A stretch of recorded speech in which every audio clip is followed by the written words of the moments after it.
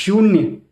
जिसका वर्णन हजारों सालों से हमारे शास्त्रों में मौजूद है। श्रीमद् भागवत महापुराण के 90 स्कंद के 90 अध्याय के 49वें श्लोक में भगवान के स्वरूप को शून्य के समान बताया गया है कि ब्रह्म परम सूक्ष्मम शून्यम शून्य कल्पितम, यानी वह जो सूक्ष्म से भी सूक्ष्म है वह है, लेकिन हमारी आंखों से परे, यानी रिक्त स्थान। तो अब तक परिभाषाओं में मौजूद शून्य के लिए ना तो संख्याओं में कोई स्थान था और ना ही कोई प्रतीक था। और जब हम भक्ष्यशली पांडुलिपि, जो कि 3री से 4वीं शताब्दी से अपनाई गई थी, अपनाई जा रही थी, उसको देखते हैं तो उसमें भी शून्य के स्थान पर औपचारिक रूप से डॉट का इस्तेमाल किया गया था। तब पहली बार शून्य के महत्व को समझते हुए और शून्य को परिभाषा से संख्या में उतारने के लिए, संख्या के रूप में उतारने के लिए आर्यभट्ट 476 से 550 एडी यानी 5वीं शताब्दी में उन्होंने अपनी दशमलव स्थान मान प्रणाली में शून्य को एक स्थान धारक के रूप में दर्शाने के लिए एक बिंदु का उपयोग किया और उसे शामिल किया, जो आप उनकी पुस्तक आर्यभट्टी में देख सकते हैं।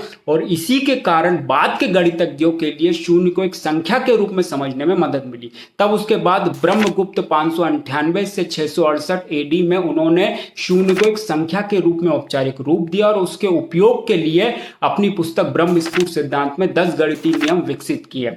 उसके बाद भारत में पहली बार मध्य प्रदेश के ग्वालियर जिले के चतुर्भुज मंदिर में गर्भगृह की दीवारों पर एक अभिलेख देखने को मिला, जहां पहली बार 2 बार शून्य, जो आज हम शून्य के लिए, जीरो के लिए साइन इस्तेमाल करते हैं, वो शून्य 2 बार उस अभिलेख में देखने को मिला। तो शून्य को एक परिभाषा से संख्या के रूप में जोड़ने और उसके गणितीय नियम विकसित करने से लेकर उसका स्वरूप, उसका साइन देने में भारत का एक महत्वपूर्ण योगदान है। इसीलिए हम भारत को शून्य के आविष्कारक के रूप में जानते हैं।